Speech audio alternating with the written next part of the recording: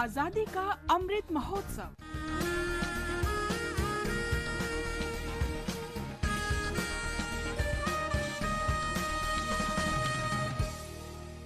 आजादी का सफर, आकाशवाणी समाचार के साथ एक राष्ट्र का उदय, भारत का गौरवशाली स्वतंत्रता संग्राम आधुनिक विश्व में घटित महानतम संघर्षों में से एक है और आकाशवाणी समाचार प्रत्येक दिन पहुंचा रहा है आप तक इसी स्वतंत्रता आंदोलन की एक झलक।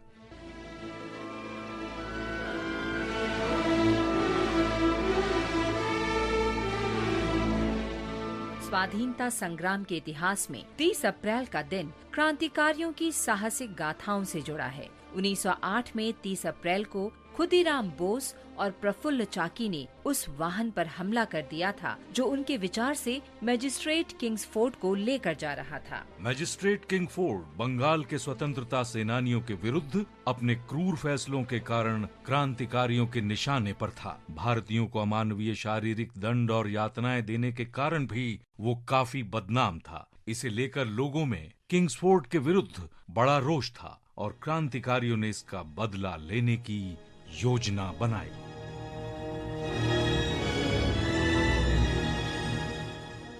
किंग्सफोर्ड को मारने के लिए खुदीराम बोस और प्रफुल्ल चाकी को चुना गया। उस समय किंग्सफोर्ड मुजफ्फरपुर में मजिस्ट्रेट के पद पर थे।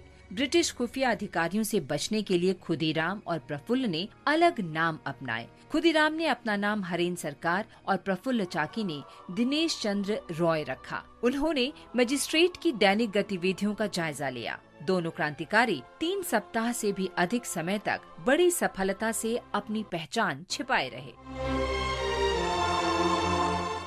पहले उनकी योजना अदालत में बम फेंकने की थी, लेकिन बाद में अदालत में मौजूद लोगों के घायल होने की आशंका से उन्होंने इसे बदल दिया। उन्होंने ब्रिटिश क्लब के सामने किंग्सफोर्ड पर हमला करने की योजना बनाई। स्कूली छात्र होने का नाटक करते हुए उन्होंने क्लब के सामने स्थित पार्क का जायजा लिया। 29 अप्रैल की शाम को खुदीराम और प्रफुल्ल चाकी अपनी योजना को अंजाम देने के लिए अपने स्थान पर डट गए, लेकिन इस बार एक सिपाही ने उन्हें देख लिया। अगले दिन 30 अप्रैल 1908 को किंग्सफोर्ड और उनकी पत्नी एक अन्य ब्रिटिश बैरिस्टर प्रिंगले कैनेडी की पत्नी और बेटी के साथ पार्क में आए। शाम को जब दोनों परिवार वहां से जाने लगे तो किंग्सफोर्ड और उनकी पत्नी एक गाड़ी में तथा श्रीमती कैनेडी और उनकी बेटी दूसरी गाड़ी में बैठ गए। दोनों गाड़ियां बिल्कुल एक समान थीं। जैसे ही गाड़ियां यूरोपियन क्लब के सामने पहुंची, खुदीराम बोस और प्रफुल्ल चाकी दौड़ते हुए आए और गाड़ी पर बम फेंक दिया।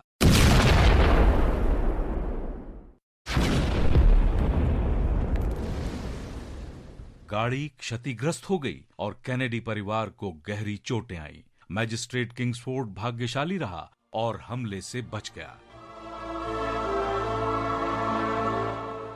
खुदीराम बोस और प्रफुल्ल चाकी पकड़े जाने से बचने के लिए वहां से भाग निकले। पुलिस ने खुदीराम को समस्तीपुर जिले के वैनी रेलवे स्टेशन से गिरफ्तार कर लिया, लेकिन प्रफुल्ल चाकी ने पुलिस द्वारा पकड़े जाने से पहले ही खुद को गोली मारकर आत्मोत्सर्ग कर दिया।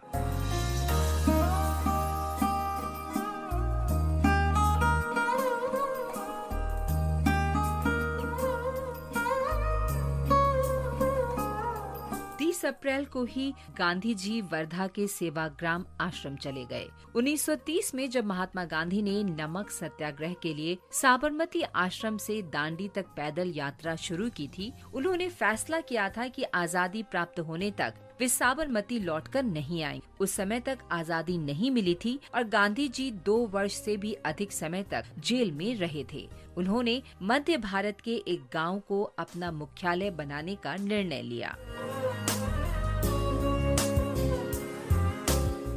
सन 1934 में जमनालाल बजाज के निमंत्रण पर वो वर्धा आए। 30 अप्रैल 1936 को वहां के शेगांव में उन्होंने अपना आवास बनाया।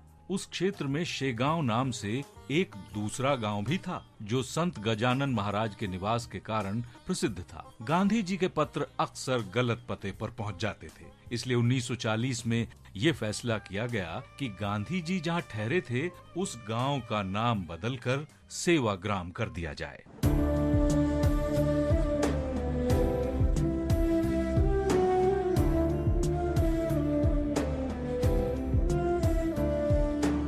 उस समय से ही सेवाग्राम एक प्रेरक स्थल बन गया। राष्ट्रीय आंदोलन से संबंधित महत्वपूर्ण विषयों पर निर्णय सेवाग्राम में ही लिए गए। ये हमारे देश के निहित शक्तियों को उजागर करने के लिए गांधी जी द्वारा आरंभ राष्ट्र निर्माण गतिविधियों का केंद्रीय स्थल बन गया।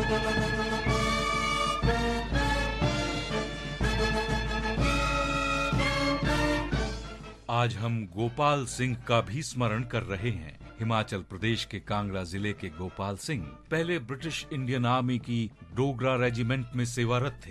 ब्रिटिश शासन की नौकरी छोड़कर स्वेच्छा से Gopal Singh Indian national army में शामिल हो गए और इन्फेंट्री ग्रुप में काम करने लगे। 30 अप्रैल 1946 को हमले में उनकी मृत्यु हो गई। इस निर्भीक साहसी राष्ट्रवादी को आकाशवाणी समाचार का नमन। और अब आकाशवाणी समाचार के साथ आजादी का सफर की ये कड़ी संपन्न होती है। कल फिर मिलेंगे अगली कड़ी के साथ।